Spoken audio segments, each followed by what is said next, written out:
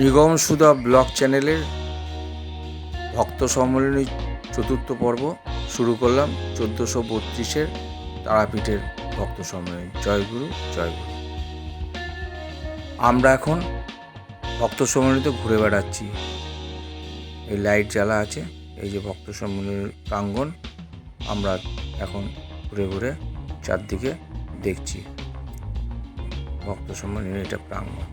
চারদিকে প্রচুর লোক জড়ো হয়ে আছে, এরা সব ঘুরে ঘুরে চতুর্দিকে দেখছে।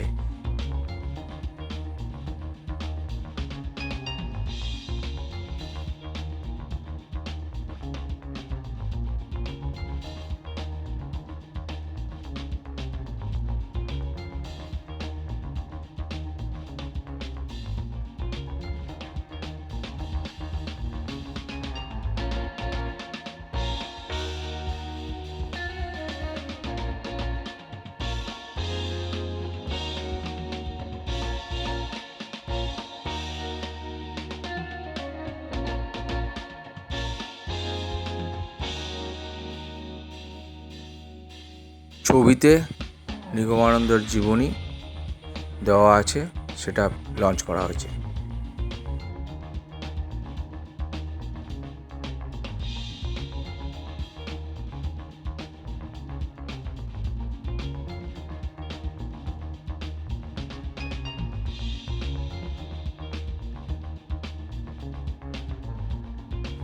ছবি ও ছড়ায় নিগম ঠাকুর, এই বইটি লঞ্চ করা হয়েছে, তার পোস্টার এখানে দেওয়া আছে।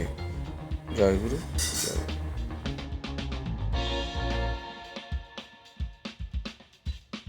এরপর আমরা বিভিন্ন ভক্ত সম্মেলনের কাউন্টারগুলো ঘুরে ঘুরে দেখব কি কি কাউন্টার আছে।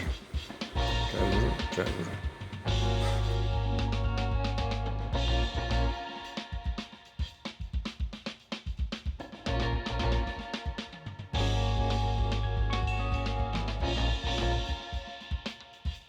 এটি হচ্ছে সম্মেলনীর স্বাস্থ্যকেন্দ্র। এখানে কোনো লোক অসুস্থ হয়ে গেলে এখানে সম্মেলনী তার চিকিৎসা করা হবে।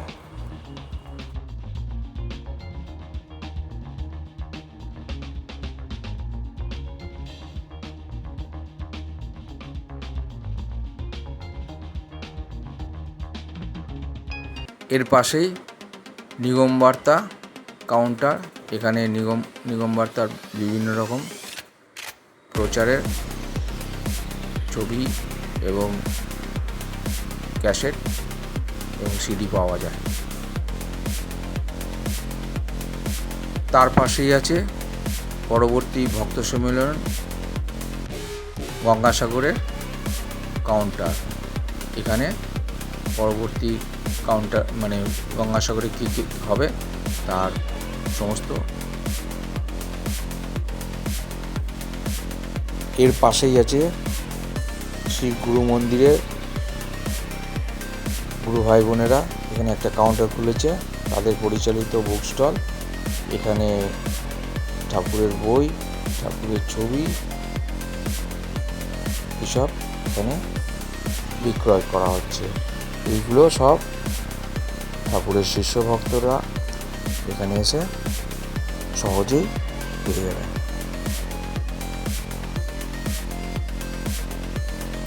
তার পাশেই আছে উড়িয়া ভাইদের একটি কাউন্টার। এটি খোলা হয়েছে বালেশ্বর থেকে। এখানে সমস্ত উড়িয়া ভাষার বই এবং ঠাকুরের ছবি এবং ঠাকুরের বইপত্র এখানে পাওয়া যায়। এছাড়া কার্পেটও পাওয়া যাচ্ছে এখানে। এইসবগুলো এখানে শিষ্য ভক্তদের থেকে বানিয়ে এনে এরা গুরু শিষ্য ভক্তদের বিক্রির উদ্দেশ্যে এসছে।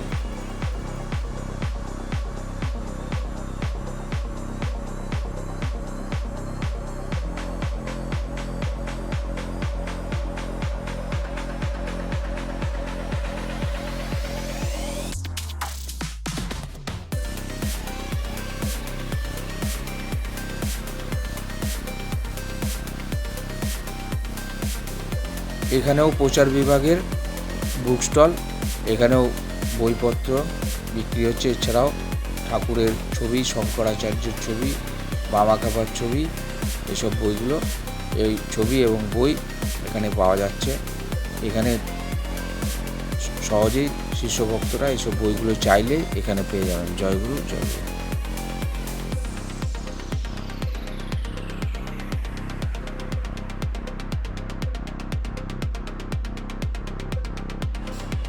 তার পাশেই আছে ফায়ার ব্রিগেড বা দমকলের একটা কাউন্টার।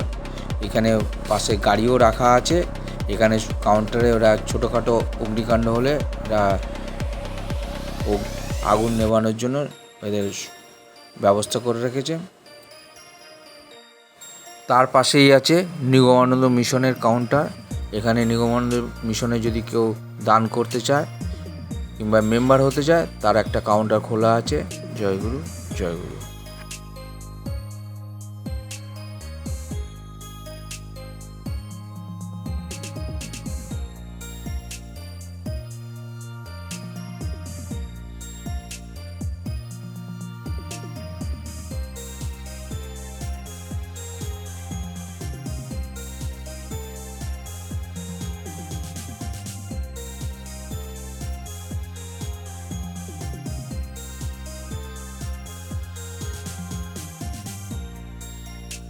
এখানেও নিগমানন্দের সমস্ত ছবি, বই, এছাড়া বামা খাবার বই, শঙ্করাচার্যের বই, শঙ্করাচার্যের ছবি, তারপরে গৌরাঙ্গদেবের ছবি, এগুলো সব এখানে পাওয়া যাচ্ছে। এইসব নিয়ে আমাদের এখানকার গুরু ভাই বোনেরা বসে আছেন। এগুলো সবই বিক্রি হবে এবং বিক্রি করে এরা মঠে সমস্ত অর্থ প্রদান করবে।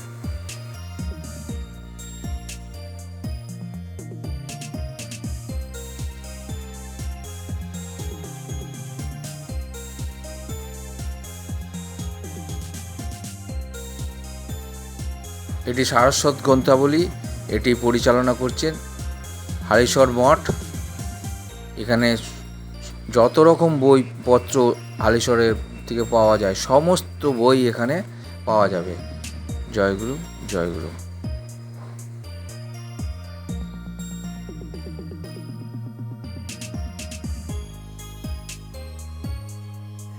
এটি স্পেশাল ডোনেশন কাউন্টার।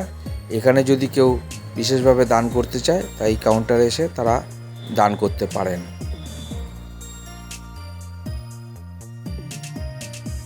এর পাশেই ডেলিগেট কাউন্টার।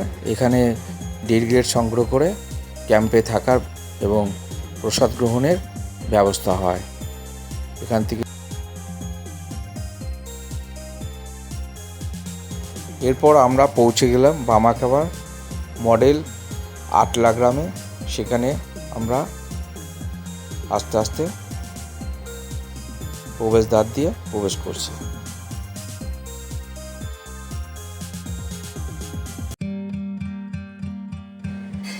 এরপর আমরা আস্তে আস্তে ভিতরে প্রবেশ করলাম এবং ভিতরের সুন্দর পরিবেশ আমরা দর্শন করছি এবং চারদিকে ঘুরে ঘুরে দেখছি। চারদিকে মাটির বাড়ি প্রস্তুত করা আছে এবং গাছপালা সমস্ত লাগানো আছে, সেগুলো আমরা আস্তে আস্তে দেখছি।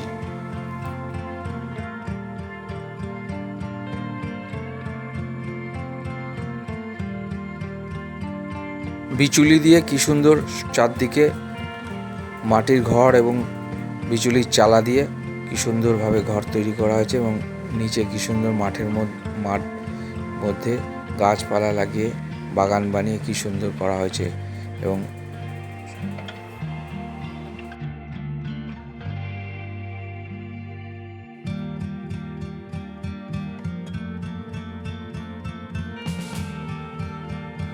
এবার আমরা দালানে উঠে আস্তে আস্তে চারদিকটা দালানের মাটির দালান দিয়ে আমরা ঘুরে অন্যদিকে চলেছি।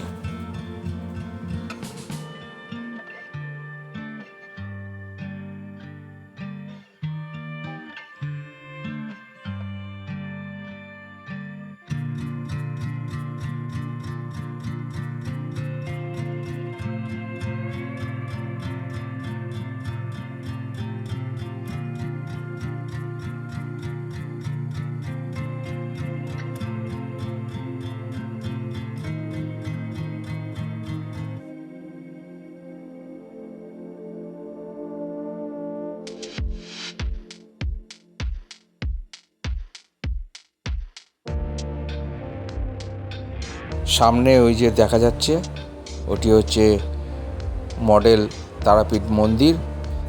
তার সামনে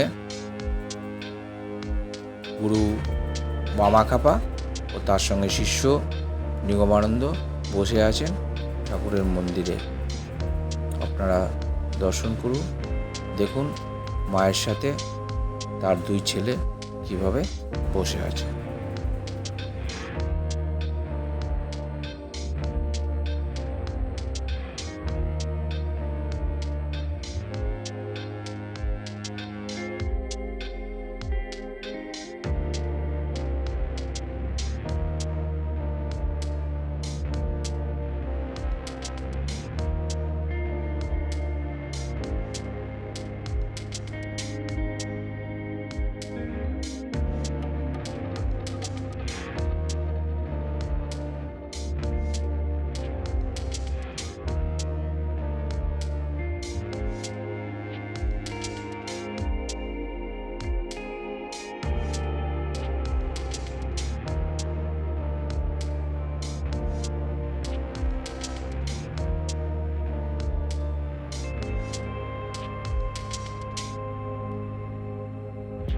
ওই যে দেখা যাচ্ছে বামাখ্যাপার সঙ্গে তার শিষ্য নিগমানন্দ এবং মন্দিরের ভিতরে মা তারাকে লক্ষ্য করা যাচ্ছে।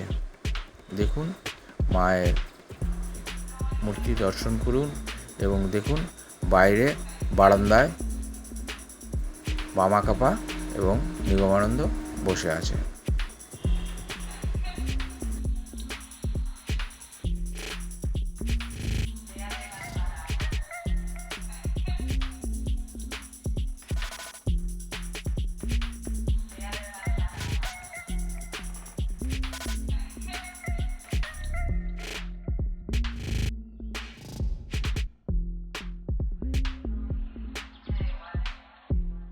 আমরা আটলা গ্রাম দর্শন করে বাইরে বেরিয়ে এলাম। এরপর আমরা কোথায় যাই দেখুন।